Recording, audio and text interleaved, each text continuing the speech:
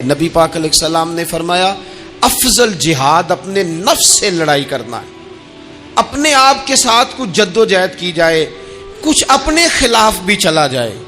ساری زندگی دوسروں سے لڑتے، دوسروں پر اپنی غلطیوں کا بوجھ ڈالتے گزر گئی، کچھ اپنے نفس پر بھی۔ حضرت باعزید بستامی سے کسی نے کہا حضور میں نے اللہ تک جانا ہے، رستہ بتا دیں۔ فرمایا 2 قدم کا رستہ ہے۔ فرمایا 1 قدم اپنے نفس کی خواہش پہ رکھ لے تو دوسرا قدم تیرا رب تک پہنچ جائے گا۔ تو اپنے آپ کو کنٹرول نہیں نہ کرتا، اپنے آپ سے تو لڑ پہلے۔ اقبال کہتے ہیں ڈھونڈتا پھرتا ہوں اے اقبال اپنے آپ کو، آپ ہی گویا مسافر آپ ہی منزل ہوں میں۔ نبی پاک نہ تبدیلی کرتے۔ یہ جو لوگ کہتے ہیں نا کیسے بدلوں، تو حضور بدلنے ہی تو آئے ہیں۔ حضرت فضالہ بن عمیر ایک صحابی ہیں، کہتے ہیں میں عورتوں کا معاذ اللہ بڑا رسیہ تھا۔ ابو جہل نے جب اعلان کیا نا جو حضور کو شہید کرے گا تو اسے 100 سرخ اونٹ دیے جائیں گے، تو کہتے ہیں میں خنجر بغل میں دبا کے نا تو طواف کعبہ کرنے چلا گیا۔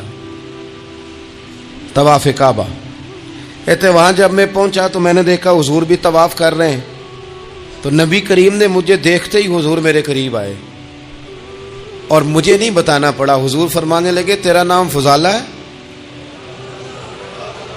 میں نے کہا ہاں۔ تو محبوب فرمانے لگے کیا باتیں کر رہے ہو اپنے آپ سے؟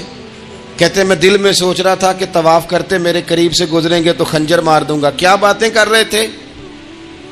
فضالہ کہتے ہیں میں تو جب آیا تھا تو ایک بی بی سے مل کے آیا تھا، میں نے کہا تھا کہ میں آج بڑی رقم لے کے آؤں گا اور معاذ اللہ تیرے پاس رات گزاروں گا۔ کہتے ہیں میں تو اس سے بات کر کے آیا تھا، تو میں اب حضور سید عالم صلی اللہ علیہ وسلم نے پوچھا تو فضالہ ہے؟ میں نے کہا ہاں۔ کیا باتیں کر رہے تھے اپنے آپ سے؟ میں نے جھوٹ بولا۔ میں نے کہا جی وہ تو میں تو ذکر کر رہا تھا اپنے دل میں۔ کہتے حضور مسکرائے اور مسکرا کے فرمانے لگے چل چھوڑ، جس کام آیا تھا وہ کرتا کیوں نہیں؟ میں جو تیرے سامنے کھڑا ہوں تو کرنا۔ خیال آیا مسلمان نیک و بد پہچان جاتے ہیں اور آقا آدمی کے دل کی باتیں جان جاتے ہیں، کرنا وہ کام۔ تو فضالہ کہتے ہیں کہ میں کانپ گیا، میرے ہاتھ سے وہ خنجر گر گیا، حضور نے میرے سینے پہ ہاتھ پھیرا، اس طرح پھیرا کہ زندگی میں اتنا سکون کبھی نہیں ملا، اتنی ٹھنڈک کبھی نہیں ملی، اتنا قرار کبھی نہیں آیا، اس قدر زیادہ آزمائش کبھی نہیں آئی۔ میں قرار محسوس کرنے لگا۔ کہتے ہیں حضور فرمانے لگے کیا وہ وقت نہیں آیا کہ تو کلمہ پڑھ جائے؟ کہتے ہیں میں نے فوراً کہا حضور آ گیا ہے وقت، پڑھائیں مجھے کلمہ۔ کہتے ہیں نبی پاک نے کلمہ پڑھا دیا، میں مسلمان ہوا۔ میں واپس لوٹا تو وہی عورت بن سنور کر تیار ہو کر گلی میں کھڑی تھی۔ عادتیں بدل جاتی ہیں، شرط یہ ہے کہ ہم تھوڑی سی کوشش کریں، شرط یہ ہے کہ ہم اپنے آپ کو اللہ رسول کی بارگاہ میں پیش کریں۔ اور میرے دوستوں، میرے بزرگوں، ہمیں سب سے زیادہ تکلیف میں ہماری اپنی عادات نے ڈالا ہے، ہماری اپنی خواہشات نفس نے ہمیں زیادہ آزمائشوں میں ڈالا ہے۔ کہتے ہیں وہ عورت بن سنور کے کھڑی تھی، جب میں واپس لوٹا تو پہلے میں اس کے پیچھے بھاگتا تھا، اب میں اس کے قریب سے گزر گیا تو اس نے آواز دی تو فضالہ نہیں؟ کہتے ہیں میں چپ کر گیا۔ وہ پھر پیچھے دوڑی، میرا گریبان پکڑ کے کندھا پکڑ کے ہلایا تو فضالہ نہیں؟ کہتے میری جھکی ہوئی گردن، میں سر نہیں اٹھاتا۔ مجھے کہنے لگی تو وہ نہیں ہے جو فضالہ ہے؟ میں نے کہا ہوں میں فضالہ، پر وہ والا نہیں جو تجھے ملا کرتا تھا۔ کہا تو اب کون ہے؟ کہنے لگے میرا ٹائٹل بدل گیا ہے، میرا تعارف بدل گیا ہے، اب میں رسول کائنات کا غلام ہو گیا ہوں۔ اب لوگ مجھے مسلمان کہتے ہیں، اب میری نگاہوں میں جچتا نہیں کوئی، جیسے میرے محبوب ہیں ایسا نہیں کوئی۔ کہتے ہیں بدل گئی عادت، میں وہی ہوں پر میرا لہجہ، میرا مزاج ہی بدل گیا۔ ایک سردار تھے کسی قبیلے کے، وہ حضور کی بارگاہ میں کلمہ پڑھنے آئے۔ امام راضی نے لکھا ہے، کہتے میرے اندر 4 غلطیاں تھیں، میں شراب بھی پیتا تھا، چوری بھی کرتا تھا، بدکاری بھی کرتا تھا معاذ اللہ، اور جھوٹ بھی بولتا تھا۔ حضور کی بارگاہ میں آیا، عرض کی یا رسول اللہ بچپن سے لے کر یہ بیماریاں لگ گئیں، بڑی کوشش کی، ابا نے بڑا مارا، لوگوں نے بڑا کہا، چھوٹی نہیں۔ اور میں چھوڑ سکتا بھی نہیں. ان کا خیال تھا نا جس طرح ہمارا خیال ہوتا ہے فلانی چیز نہیں چھوڑ سکتے. میں چھوڑ سکتا بھی نہیں. حضور ایک چھوڑ سکتا ہوں, ایک چھڑوا لیں آپ اور کلمہ پڑھا دیں. حضور نے فرمایا بالکل ٹھیک ہے تو ایک چھوڑ دے. یا رسول اللہ کون سی؟ فرمایا جھوٹ نہیں بولنا. جھوٹ, وہ شراب بھی پیتے ہیں, وہ کہتے ہیں میں بدکاری بھی کرتا ہوں, چور بھی ہوں. حضور نے کیا فرمایا؟ جھوٹ. کیا ان سارے کاموں سے زیادہ سخت تھا حضور نے اس سے منع کیا؟ جھوٹ نہیں بولنا بھائی. کہتے ہیں سونے وعدہ ہو گیا. سیدھے سادے آدمی تھے, دیہاتی سردار تھے, گھر چلے گئے. کہتے ہیں جب وہ شراب کے قریب جانے لگا تو دل میں خیال آیا کہ حضور کے پاس شراب پی کے جاؤں گا, اگر کسی نے پوچھا کہ پی ہے تو جھوٹ تو بولنا نہیں, سچ بولوں گا تو حال کیا ہوگا بھلا, وہاں کیفیت کیا ہوگی کہ میں شراب پی کے یہاں آتا ہوں حضور کی بارگاہ میں, مجھ پہ تو حد لگے گی. کہتے ہیں لہذا شراب بھی چھوڑ دی, اٹھا کے ماری دیوار کے ساتھ. کہتے ہیں میں چوری کی طرف ہاتھ بڑھانے لگا تو میں نے کہا صبح اگر کسی نے پوچھا کہ میری چوری کس نے کی ہے, جھوٹ بولنا نہیں, اور اگر سچ بولا تو سوسائٹی میں عزت کیا رہے گی؟ دفع کرو, جو اللہ نے روکھا سوکھا دیا وہی ٹھیک ہے.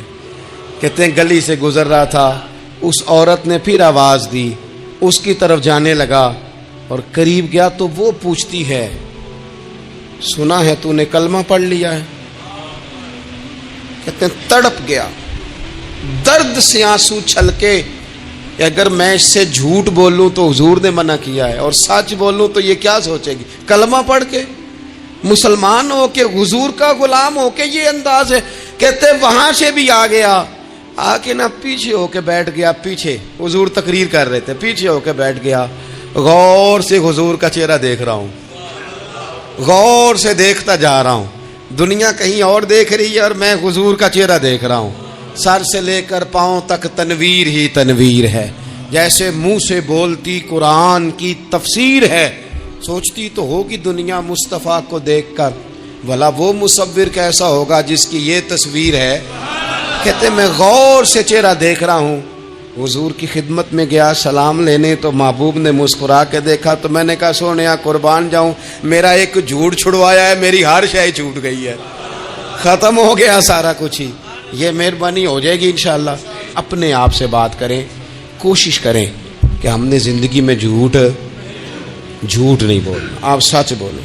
حضرت مازن ایک صحابی ہیں, وہ کہتے ہیں میں بت کی پوجا کرتا تھا. امام بہقی نے لکھا ہے میں بت پوجتا تھا.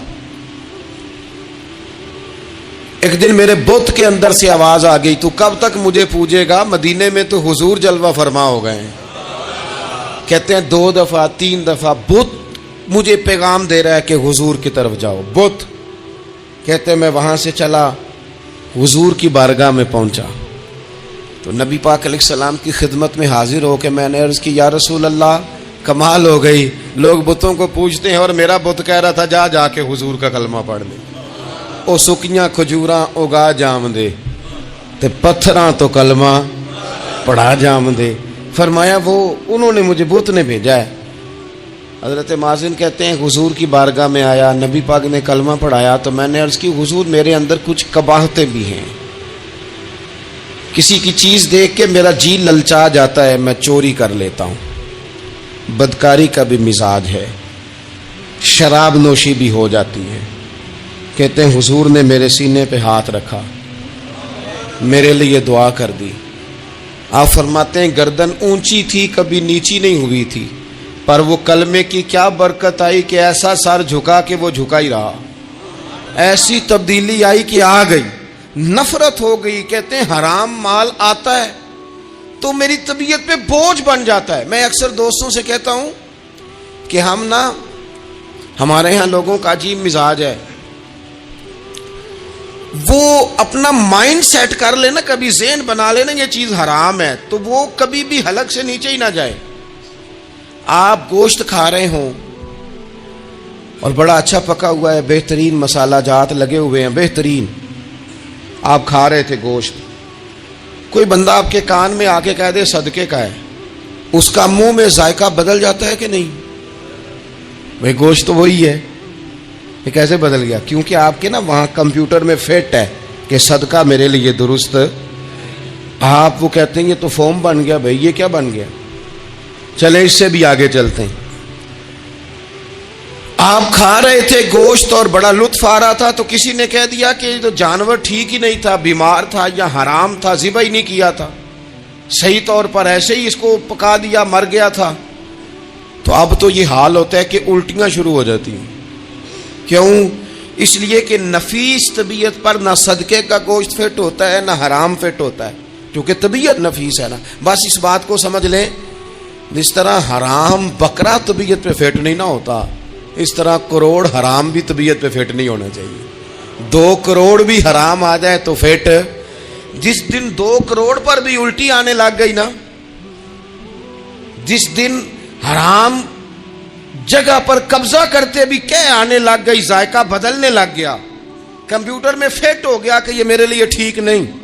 لیکن میں اکثر کہتا ہوں لوگوں سے، میں کہتا ہوں ہمارے ہاں بندہ دیکھ کے فتویٰ ہوتا ہے.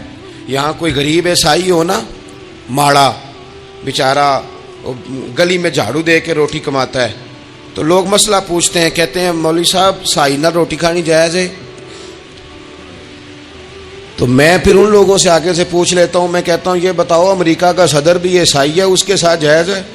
اتنے وزیر مشیر وزراء اعظم ملکوں کے جا کے کھاتے ہیں، کبھی آپ نے مسئلہ پوچھتے دیکھیں؟ وہاں تو جو مولوی مشیر بنے ہوئے وہ بھی بیٹھے ہوتے ہیں بیچ میں، وہ بھی بیٹھے ہوتے ہیں. اب بھی ان سے پوچھو. لیکن ہمارا مزاج یہ بن گیا ہے کہ غریب کے حق میں مسئلہ اور ہے اور امیر کا معاملہ ہے تو معاملہ اور اس سے نکلے. یعنی اگر 5 روپے کسی کے گر جائیں تو وہ واپس کرنے بھی ضروری ہیں، اور 5 کروڑ گر جائیں تو وہ بھی. وہ ہمارے ایک دوست کہا کرتے ہیں کہ ایک صاحب تھے، ان کو نا بڑے قیمتی جوتے کا ایک پیر مل گیا کہیں سے گرا ہوا. انہوں نے وہ قیمتی پاؤں جوتے کا گرا ہوا اٹھایا اور وہ بندہ تلاش کرنے لگے کس کا گرا ہے. دیر تک وہ ڈھونڈتے رہے ایک پاؤں کس کا ہے. تھوڑی دیر کے بعد انہیں دوسرا پاؤں بھی مل گیا. پھر انہوں نے بندہ ڈھونڈنا بند کر دیا. انہوں نے کہا دونوں ہو گئے ہیں، اب یہ کام آئے گا، لہذا انہوں نے بند کر دیا. میرے عزیز، یہ تو کوئی طریقہ نہیں ہے نا کہ آپ چیز اگر تھوڑی سی ہے تو اس پر فتویٰ اور ہے، اور اگر زیادہ ہے تو. مزاجوں میں جب ہم یہ لے آئیں گے اپنی طبیعت میں، اور کب تک ہم نے اسی طرح رہنا ہے؟ کب ہم نے اپنے وجود سے کام لینا ہے؟ بیکار وقت کب تک گزرنا ہے؟ کتنے رمضان آئے گزر گئے، کتنے عمرے آئے گزر گئے، کتنی ہم نے دیکھا کہ بس بیمار ہو گئے ہیں، ٹھیک ہو جائیں گے تو پھر اس کے بعد ہم نے کوئی نماز نہیں چھوڑنی، لیکن ٹھیک ہوئے تو بھول گئے، نئی سے نئی بات شروع ہو گئی. ہم نے کتنی دفعہ کہا کہ آج کے بعد تبدیلی، لیکن کیوں نہیں تبدیل ہوتے؟ حضرت جریر ابن عبداللہ کہتے ہیں میں کاروبار کرتا تھا اور مجھے بڑا سلیقہ آتا تھا کاروبار، میں سستی ترین چیز خریدنے کا ملکہ رکھتا تھا. لیکن فرماتے ہیں کہ جب میں حضور کا کلمہ پڑھنے گیا تو نبی پاک نے مجھے فرمایا میرا دین کسی کا بھلا کرنے کا نام ہے، الدین النصیحہ، خیر خی کرنا. فرماتے ہیں پھر میں نے نصیحت کو پلے باندھا. ایک آدمی سے گھوڑا خریدا 300 دینار کا. گھوڑے کو پکڑ کے میں نے جب تھوڑا آگے چلایا تو وہ تو بڑا نرم مزاج تھا، سی پنجابی چاکیدہ ساؤ ہے بڑا. اور میں نے کہا یہ تو گھر میں بھی رکھا جا سکتا ہے، یہ تو 400 کا ہے. پھر میں نے اس پر سواری کی تو وہ سواری کے لیے ہی بڑا اچھا تھا. میں نے کہا یار تیرا جانور 600 کا ہے. کرتے کرتے جب میں نے اسے 1000 دینار تھمایا، 400 میں سودا ہو گیا تھا، اس نے دے دیا تھا گھوڑا یا اونٹ. کہتے ہیں وہ شخص میری طرف دیکھ کے حیران ہو کے کہنے لگا جریر تو پہلے بھی آتا ہے، یہ تجھے کیا ہوا؟ تو حضرت جریر کہتے ہیں میں نے اسے کہا پہلے جریر آتا تھا، اب وہ والا جریر ہے جس نے مدینے والے کا کلمہ پڑھا ہے. کنتم خیر امتن کا ٹائٹل ہے میرے پاس. کیا اسلام صرف نعرے لگانے کا نام ہے؟ کیا اسلام صرف دوسروں کو یہ کہنے کا نام ہے کہ تو نے مجھے کس طرح کہہ دیا کہ میں عاشق رسول نہیں؟ تو زیادہ ہے، تیرے پر زیادہ دین ہے. صرف ڈٹ جانا اور زیادہ باتیں کرنے کا نام دین ہے؟ اپنے اندر ایک ایک کر کے غلطیوں کو چھوڑیں. آج کچھ عہد کریں کہ ہم نے فلاں فلاں گناہ سے جان چھڑانی. اپنے اندر کچھ تبدیلیاں لائیں اور کسی کو بتانے کی ضرورت نہیں. ہمارا اور ہمارے رب کا معاملہ ہے. اکیلے میں بیٹھ کے اللہ کے حضور عہد کریں، اکیلے میں بیٹھ کے. آج میں نے آپ سے خدمت میں ایک اپیل کرنی ہے، وہ یہ ہے کہ ہم نے نا آج عہد کرنا ہے کہ ہم نے جھوٹ نہیں بولنا. ایک دفعہ ہم نے بچے سے کہا تھا، مجبور تھے، شاید بڑے مجبور ہوں گے ہم، کسی صاحب نے نا بڑی مجبوری میں ایک دن اپنے بچے سے کہہ دیا، وہ باہر آیا تھا بندہ پیسے لینے، اس کا قرض دینا تھا، تنگ دستی تھی، مجبوری تھی، تو اس نے کہا بیٹا ادھر آ، اسے جا کے کہا ابو گھر نہیں۔ آپ نے ایک دفعہ کہا، پھر آپ ساری زندگی روئیں گے کہ پتر میرے ساتھ تو سچ بولا کرنا، لیکن وہ نہیں بولے گا۔ یہ جھوٹ اتنی بڑی مصیبت ہے۔ عورت اپنے شوہر سے کہتی ہے پیسے تھوڑے دے دیا کر، جوڑے ایک میں گزارا کر لوں گی، میرے ساتھ سچ تو بولنا، وہ سچ تو بول، تو اگر لاہور جاتا ہے تو مجھے لاہور کا ہی بتا کے جا، میرا رشتہ پیسوں سے نہیں اعتماد سے جڑا ہے۔ ماں کہتی ہے ماں بیٹے سے، پتر سچی بات تھوڑی کر لیا کر، سچی کیا کر۔ سچ ختم ہو گیا۔ اب لوگوں نے جھوٹ کا نام بدل دیا ہے، کہتے ہیں میں نے بہانہ کر دیا تھا۔ او بھئی آپ نے جھوٹ بولا تھا، صاف صاف کہیں، نام بدل دیا۔ جھوٹ کھا گیا میرے ملک کو، جھوٹ کھا گیا اس ملت کو، جھوٹ نے اس امت کو قریب سے آ کے تھام لیا۔ ہم بڑی آزمائش میں ہیں، ہم مطلب ہر شخص ہی الا ماشاءاللہ، ہر شخص ہی، آپ کسی شخص سے کوئی معاہدہ کرتے ہیں، کوئی چیز بنانے کی بات کرتے ہیں، خریدنے کی بات کرتے ہیں، وہ جو کہتا ہے اس پر پورا کیوں نہیں اترتا؟ وہ غلط بات کیوں کرتا ہے؟ میرے نبی پاک علیہ السلام سے پوچھا گیا مومن بزدل ہوتا ہے؟ حضور نے فرمایا ہو جاتا ہے، کبھی یہ غلطی آ جاتی ہے۔ حضور مومن کنجوس ہوتا ہے؟ فرمایا کبھی ہو جاتا ہے۔ یا رسول اللہ مومن جھوٹا بھی ہوتا ہے؟ تو میرے رسول فرمانے لگے نہیں، میرا کلمہ پڑھنے والا ساری غلطیاں کر سکتا ہے، میرا مومن جھوٹ نہیں بولا کرتا۔ مومن جھوٹ۔ ابو سفیان کو کیسر روم نے، ہرکل نے اپنے دربار میں کھڑا کر کے کہا ابو سفیان ابھی کلمہ نہیں پڑھتے تھے، تمہارا کوئی رشتہ ہے نبی پاک سے جنہوں نے مجھے بھی خط لکھا ہے کہ مسلمان ہو جاؤ؟ کہنے لگے ہاں میں چچا ہوں رشتے میں۔ کہا وہ کیسے ہیں پیغمبر؟ تو ابو سفیان کہتے ہیں چونکہ میں مخالف تھا، میں نے وہ ساری باتیں کی جو ہم ان کے خلاف کرتے تھے۔ اس نے آخری بات پوچھی، اس نے کہا ابو سفیان یہ بتا کہ وہ جنہوں نے اعلان نبوت کیا ہے کیا کبھی انہوں نے جھوٹ بھی بولا ہے؟ تو ابو سفیان کہتے ہیں کہ 1 منٹ کے لیے میں نے کہا کہہ دوں، مخالفت تھی نا، تو پھر میں نے سوچا یہ تو عرب کی وزاداری کے خلاف ہے، عرب میں سے تو کوئی جھوٹ بولنا پسند ہی نہیں کرتا، اور پھر میں اگر حضور کو معاذ اللہ جادوگر شاعر کہوں گا تو شاید کسی کو 1 منٹ کے لیے متوجہ کر سکوں، اور نبی پاک نے جھوٹ بولا ہے، یہ تو مانے گا ہی کوئی نہیں۔ کہتے ہیں بادشاہ نے پھر زور دے کے کہا سردار بتاتے کیوں نہیں، کیا کبھی انہوں نے جھوٹ بھی بولا ہے؟ ابو سفیان کہتے ہیں میرے ہاتھ میں چھڑی تھی، میں نے زور سے زمین پہ ماری، میں نے کہا وہ میرے رشتے میں بھتیجے ہیں، میری سخت مخالفت ہے، میں ان کے خلاف میدانوں میں نکلتا ہوں، جنگیں لڑتا ہوں، کبھی وہ غالب آتے ہیں کبھی ہم آتے ہیں، لیکن میرے سامنے وہ پیدا ہوئے، میں نے ماں کی گود میں بھی دیکھا، دادا کے کندھوں میں بھی دیکھا، چچا کے گھر میں بھی دیکھا، سیدہ خدیجۃ الکبریٰ کا دولہا بنے بھی دیکھا، ان کی 4 بیٹیاں ان کی گود میں کھیلتے دیکھی، اعلان نبوت کرتے دیکھا، لوگوں کو مخالفت کرتے دیکھا، میرے سامنے ان کے مقدس بال سفید ہوئے، میرا اختلاف اپنی جگہ پر بادشاہ میں قسم اٹھا کے کہہ سکتا ہوں اس محبوب کی زبان سے جب بھی نکلا ہے حق اور سچ نکلا ہے۔ اسیر دشمن کی چاہ میں بھی، وہ مخالفوں کی نگاہ میں بھی امی ہے، صادق ہے، معتبر ہے، میرا پیغمبر عظیم تر ہے، میرا پیغمبر عظیم تر ہے، میرا پیغمبر عظیم تر ہے۔ جھوٹ نہیں کبھی حضور نے بولا۔ کہتے میں نے جواب دیا تو سناٹا چھا گیا سارے دربار میں، کتنے اس نے سوال پوچھے، گھنٹوں بات ہو، سناٹا چھا گیا۔ اور پھر بادشاہ نے اپنا پرنا اٹھایا، چادر اٹھائی، کندھے پہ رکھی اور جانے لگا، تو میں نے پیچھے سے پلٹ کے کہا بادشاہ اتنے تو نے سوال کیے، اتنے میں نے جواب دیے، رزلٹ کا بھی تو اعلان کرنا، نتیجہ بھی تو دینا، کیا نکلا؟ تو کہتے ہیں وہ جا رہا تھا، وہیں کھڑے کھڑے اس نے چہرہ میری طرف پھیرا اور کہنے لگا سردار نتیجہ تو نکل آیا ہے، رزلٹ تو نکل آیا۔ جس بندے نے کبھی بندوں سے جھوٹ نہیں بولا وہ یہ جھوٹ کیوں بولے گا کہ میں اللہ کا رسول بن کے آیا ہوں؟ نتیجہ تو نکل آیا، بات تو کلیئر ہو گئی، اب آگے کیا جانا ہے؟ عرب کے لوگ سمجھتے تھے کہ معاف کرنا بزدلی ہے، صبر کرنا بزدلی ہے. وہ کہتے تھے یہ کیا بات ہوئی, ہمارا دشمن کیا سمجھے گا کہ بزدل ہے, انہوں نے معاف کر دیا ہے.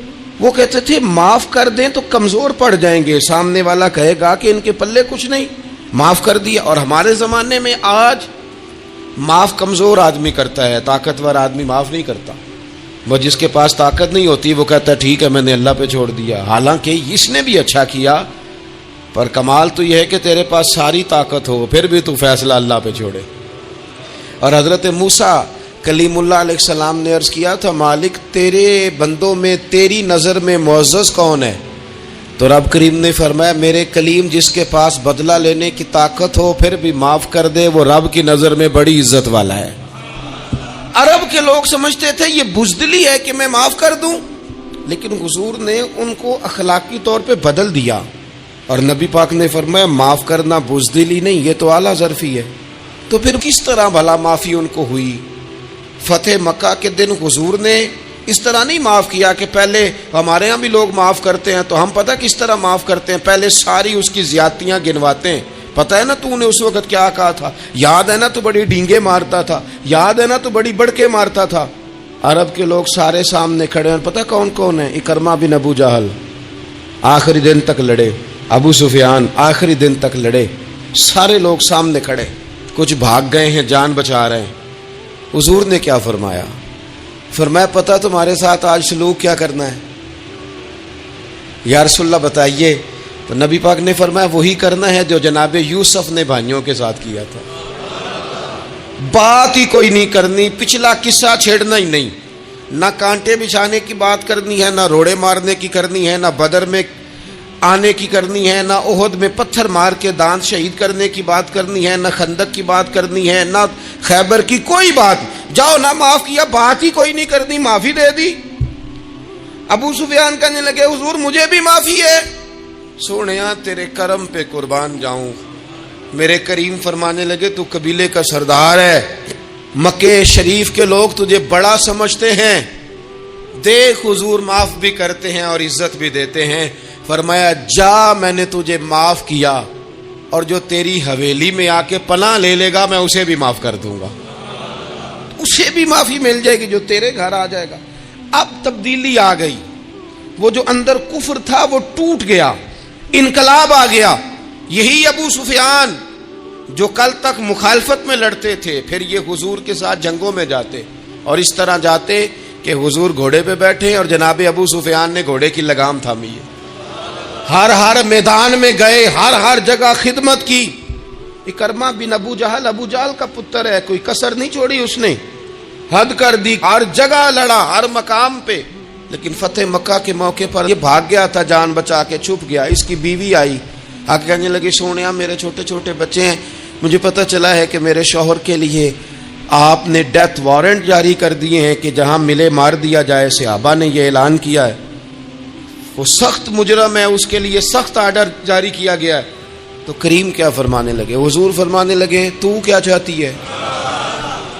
میں کوئی آپ کو قصہ تو نہیں نہ سنا رہا, خدا را مہربانی کریں, تھوڑا سا دل بڑا کریں, تھوڑا سا. وہ ساس کہتی ہے جی میں کیویں معاف کر دیاں جی, تمہیں پتہ نہیں پیر صاحب میرے اندر زخم کتنے نے, مثلا کیا ہے, گولی مار دی ہے کسی نے کسی کو. بہو سے کہیں تو کہتی ہے جی میں معاف کر دوں, اس کو معاف کر دوں, آپ کو بتاؤں اس نے تکلیف کتنی دی. مہربانی کرو ایک دوسرے کو معاف کرو, اپنے دل میں گنجائش پیدا کرو. اس بندے کی بات ہو رہی ہے جو باپ سے لگا ہوا ہے مخالفت کرنے, ابے نے بھی ظلم کیے, اس نے بھی کیے. حضور اس کی بیوی سے کہتے ہیں کیا چاہتی ہے؟ کہنے لگی حضور معاف کر دیں اسے. تو نبی پاک صلی اللہ علیہ وسلم نے فرمایا ٹھیک ہے, یہاں تو معافی کا دروازہ تو سب سے زیادہ کھلا ہوا ہے, تو کہتی ہے تو چلو ٹھیک ہے معاف کیا, ہو گئی بات. اس نے جا کے جہاں چھپا ہوا تھا اسے کہا اکرمہ حضور نے تجھے معاف کر دیا. کہنے لگا کوئی کرنے والی بات کر. وہ معاف کرتے ہیں مجھے پتہ ہے, بڑا کرتے ہیں, پر جو میں نے کیا ہے وہ معافی والا نہیں. مجھے معافی ہو سکتی ہے, یہ کیسے ہو سکتا ہے, یہ کیسے ہو گیا, ہو ہی نہیں سکتا. اس کی بیوی پھر آئی, کہنے لگی حضور وہ مانتا نہیں, یہ تاریخ صرف میرے رسول کی ہے, یہ سیرت صرف میرے رسول کی ہے, کہ جس کو معاف کیا جا رہا ہے اس کی سمجھ میں بات نہیں آ رہی کہ بھلا مجھے معاف کر دیا ہے. हुजूर कहते हैं अच्छा तू बता वो कैसे मानेगा। कहने लगी हुजूर अगर कोई निशानी दे देना, अरब के लोग तलवार दे देते थे, ज़िरा दे देते थे, पगड़ी दे देते थे, छड़ी दे देते थे, ये दलील होती थी कि फलां ने निशानी दे दी। अगर कोई मिल जाए ना निशानी, महबूबा इस तरह तो कोई नहीं करता जैसे आप करते हैं। करीम ने अपने सर से पगड़ी उतारी और फरमाया मेरी पगड़ी बतौरे अलामत के निशानी के ले जा, उसे कह दे मैंने माफ़ किया। अब इकरमा को माफ़ी हो गई, वो आ रहे हैं। यूँ इखलाक बदलते हैं, वो आ रहे हैं। यहाँ कोई बड़ा आदमी आए ना तो पहले ऐलान होता है फ़लाँ बिन फ़लाँ साहब आ रहे हैं, अब उनको दावत देते हैं, लेकिन वो ऐलान छोटा करता है बड़े के लिए। यहाँ अनोखा बाब है। इकरमा कलमा पढ़ने आ रहे हैं, नबी पाक से आबा से क्या फरमा रहे हैं? फरमाया वो कलमा पढ़ने आ रहा है, इताअत कबूल करके आ रहा है, सरे तस्लीम खम करके आ रहा है, उसके सामने उसके बाप के किसी जुल्म का इजहार न करना। उसके बाप ने बड़े जुल्म किए हैं, ज्यादतियां की हैं, हम तज़किरा यहाँ होता है, लेकिन उसके सामने न करना। उसका तो अब्बा है ना, उसका तो बाप है ना, कोई बात ना करना, उसे तकलीफ होगी। किसके लिए? सहाबा रो रहे हैं, हुजूर ये किसके लिए तैयारी करा रहे हो? वो आ गए, कदमों से लग गए, कलमा पढ़ लिया, खोल के रोए, हुजूर मेरे लिए भी माफ़ी है? तो करीम ने फरमाया हाँ, मैं रहमत वाले रब का रहमत वाला रसूल हूँ, है ना माफ़ी। इकरमा मुसलमान हो गए। फिर तलवार को साफ करके कहने लगे सोनिया पहले ये इस्लाम की मुखालफत में लड़ती थी, अब हिमायत में लड़ेगी। मुझे बताएं, एक एक गली इकरमा गए इस्लाम की हिमायत में तलवार लेके, एक एक गली। और आप पिछले जहाद में भी गए थे, इस जहाद में ना जाए तो कहने लगे कफारा नहीं अदा करना, पिछले दाग नहीं साफ करने। मैं जाऊंगा, गली गली जाऊंगा, नगर नगर जाऊंगा, झंडा लेके जाऊंगा, मैं बताऊंगा कि जब कोई मदीने वाले के पास आए तो रब दिल बदल दिया करता है। इनकलाब आते हैं, आदतें बदलती हैं, तबीयतों में तगय्युर आता है। कौन कहता है नहीं आता? मैं जाऊंगा। हम्स में हजरत उमर के जमाने तक इकरमा लड़े, सालों मैदान में रहे इस्लाम की हिमायत में, और फिर हम्स के मैदान में हजरत उमर के दौर में लड़ते हुए शहादत की मौत अल्लाह ने उन्हें अता फरमाई।